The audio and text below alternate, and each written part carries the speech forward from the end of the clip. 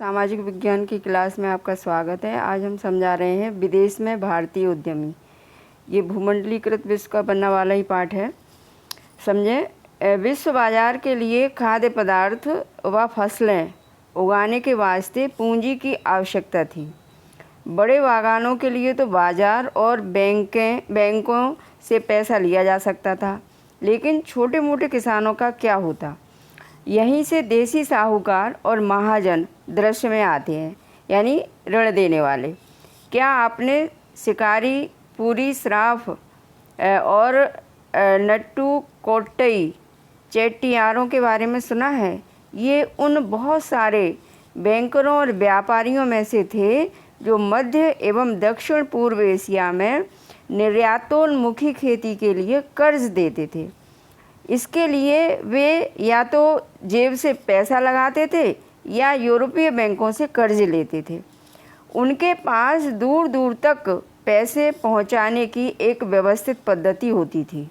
यहाँ तक कि उन्होंने व्यावसायिक संगठनों और क्रियाकलापों के देसी स्वरूप भी विकसित कर लिए थे, यानी अपने एक संगठन ही बना लिए थे।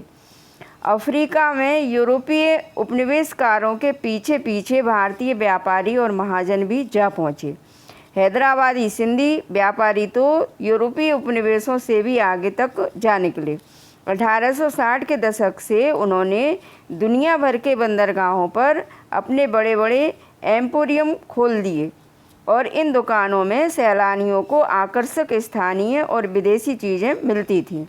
यह एक फलता फूलता कारोबार था, क्योंकि सुरक्षित और आरामदेह जलपोतों के आ जाने से सैलानियों की संख्या भी दिनों दिन बढ़ने लगी थी। अब समझे भारतीय व्यापार, उपनिवेशवाद और वैश्विक व्यवस्था। यानी जब अंग्रेजी उपनिवेश यहाँ बन गया तो इसके बाद हमारी व्यापार व्यवस्था कैसी रही। भारत में पैदा होने वाली महीन कपास का यूरोपीय देशों को निर्यात किया जाता था।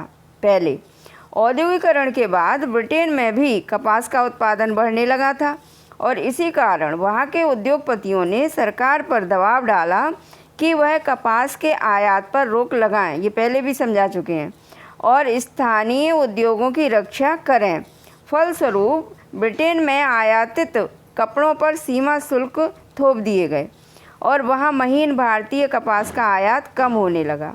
19वीं शताब्दी की शुरुआत से ही ब्रिटिश कपड़ा उत्पादक दूसरे देशों में भी अपने कपड़े के लिए नए नए बाज़ार ढूंढने लगे थे। यानी ब्रिटिश अपना कपड़ा दूसरे देशों में बेचने के लिए बाज़ार ढूंढने लगे थे। सीमा शुल्क की व्यवस्था के कारण ब्रिटिश बाज़ारों से बेदखल हो जाने के बाद भारतीय कपड़ों को दूसरे अंतर्राष्ट्रीय बाज़ारों में भी भारी प्रतिस्पर्धा का सामना करना पड़ा। यदि भारतीय निर्यात के आंकड़ों का अध्ययन करें तो पता चलता है कि सूती कपड़े के निर्यात में लगातार गिरावट का ही रुझान दिखाई देता है।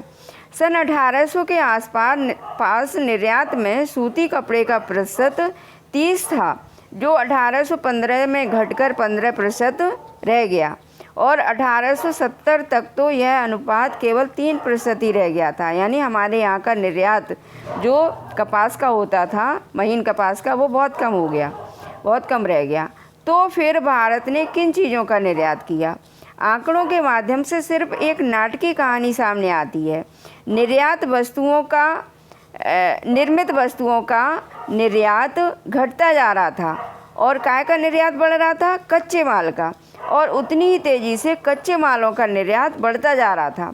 1812 से 1871 के बीच कच्चे कपास का निर्यात 5% से बढ़कर 35% तक पहुंच गया था।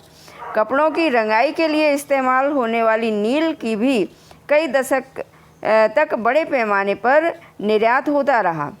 1820 के दशक से चीन को बड़ी मात्रा में अफीम का निर्यात भी किया जाने लगा और कुछ समय तक तो भारतीय निर्यात में अफीम का हिस्सा ही सबसे ज़्यादा रहा। यानी चूँकि अंग्रेजी शासन यहाँ पर चल रहा है तो वो भारत में अफीम पैदा करके निर्यात करते थे।